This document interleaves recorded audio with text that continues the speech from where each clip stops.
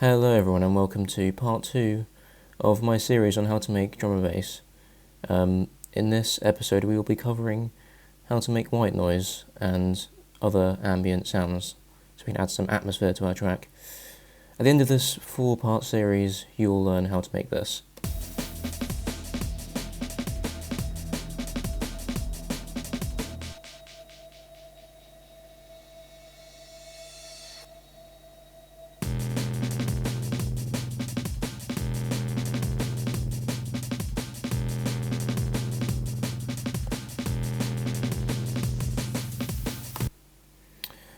Okay, so if you're wondering what all of these funky colours are about, everything in magenta right here is what we covered in the first episode. These are the drums. So if you want to find out how to make this, go back to the first part, watch that, and then come back here. So just to kind of recap, this is what we made.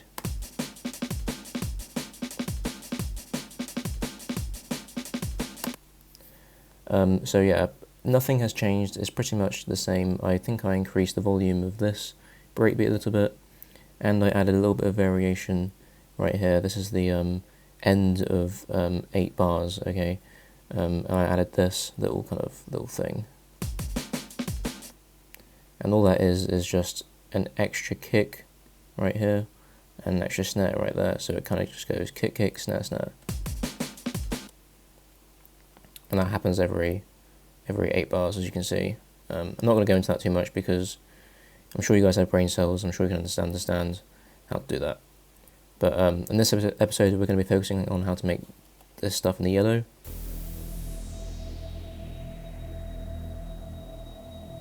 If you want to find out how to make this bad boy in the blue,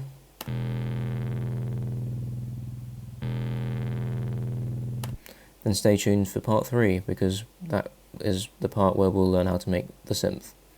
But for this episode we're going to be just focusing on this yellow stuff right here. So I'm just going to go mute everything here so we can focus on what we've got down here. So first thing that I made was just some white noise, and I believe this is called a down fader. So I'm going to make that for you right here, right now.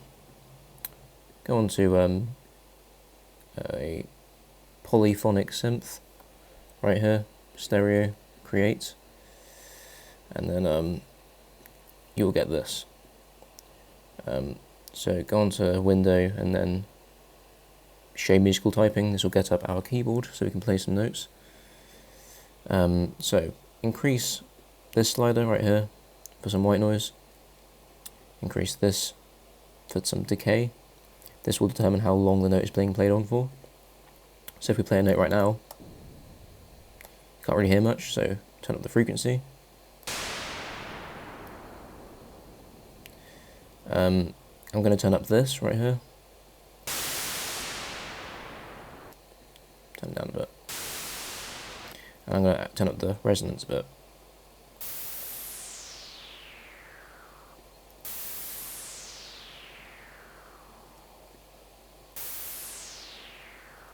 And that is pretty much it, guys. That's how you make that sound.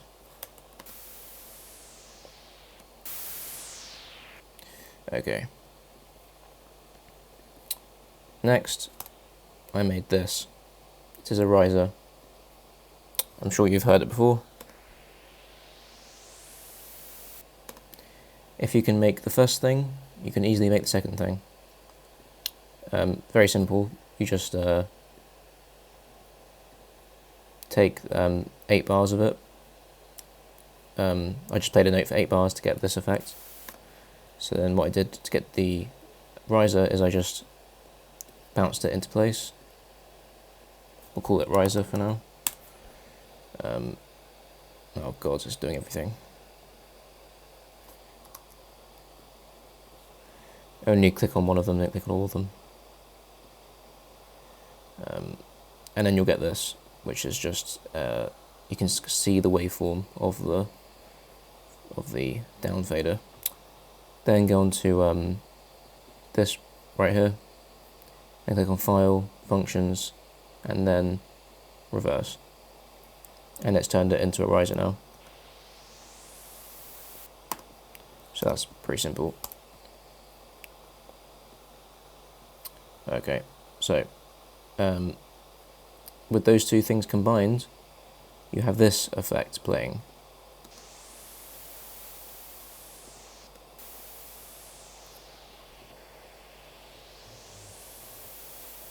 See how that's kind of a repeating pattern every 8 bars? Now with the drums, it creates this kind of effect.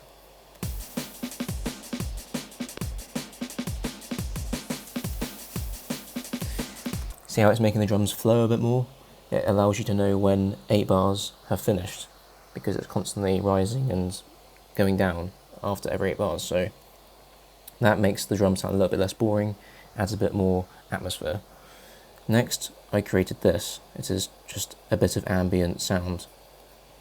So to make that, I just clicked on this, went on to empty channel strip, create, and I just typed in ambience, and it came up right there, pipe ambience.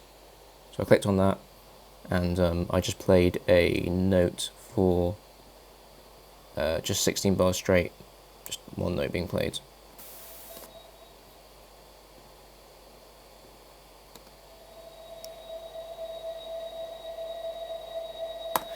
Very spooky, kind of just mysterious kind of sound, which I like, and I just bounced it into place, and that allowed me to see the waveform right here. And the reason I did that is because if I play, if I want to hear this, and I'm playing it from here, I don't hear anything. If I play it from the start, it's the only time I can hear it. And that's really annoying when I'm wanting to hear this sound at any part of the track. But when I bounce into place, it allows me to hear it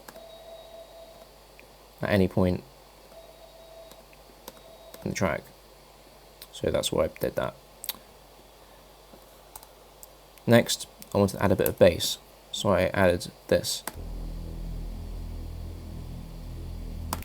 I just went on to empty channel strip, once again, create, and I typed in pad. There you go, it's right there, analog pad. And then once I had that, same with the ambient pipe, I just played one note for 16 bars, and then I just bounced into place. So, with all that put together, you end up with this. Okay. Final two things I added was this little effect down here. With the drums, it makes it sound like this.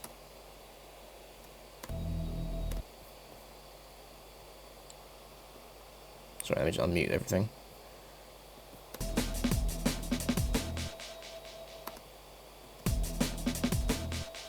Gives it that kind of effect. Because I didn't want the drums to kind of end too abruptly, I wanted it to kind of flow a bit more. And to make that effect, I just took the snare from this breakbeat that we used in the first episode. Oh, my bad. Just this snare right here. And what I did was I just split it, and I clicked this button to copy the track, dragged it down, clicked this button, went on to echo plugin, which will make this kind of effect. Just creates a bit of delay. Oh, sorry, yeah, by the way, to find the echo, it's on delay and then echo. Sorry, I didn't say that. And I went on to this, and I went on to, I used this option that's just quarter triplet repeat, so it makes this effect. And I increase the feedback. And yeah, that's how I made it. Okay. Moving swiftly on, final thing I added was just this.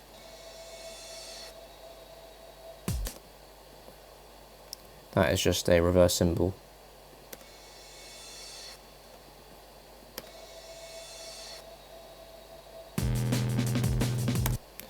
Again, just adds a little bit of kind of something to fill in the gaps.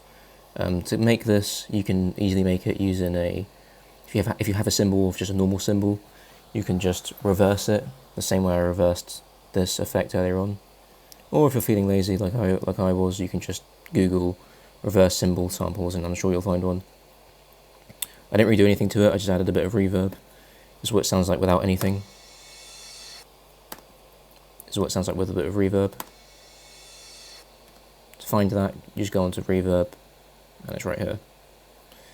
And I just use the stock kind of just default settings, except I added a bit of, I just increased the size, as you can see, to 170, which kind of just makes it have a bit more reverb. Okay, so, yeah, we're done. That's everything pretty much. Just to kind of go back over what we made today.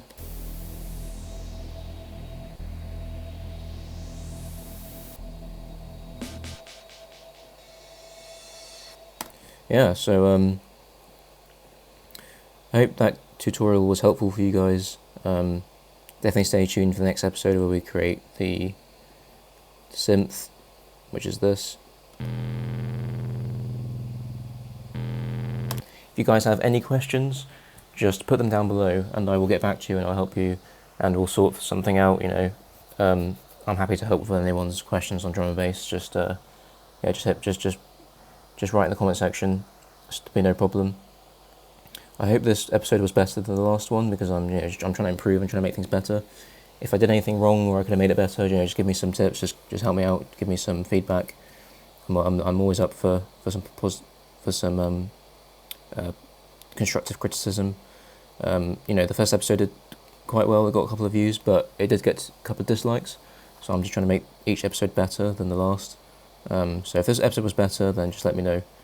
And yeah, I'll see you guys in the next episode. I hope this was helpful, and yeah, take it easy. See you in the next one.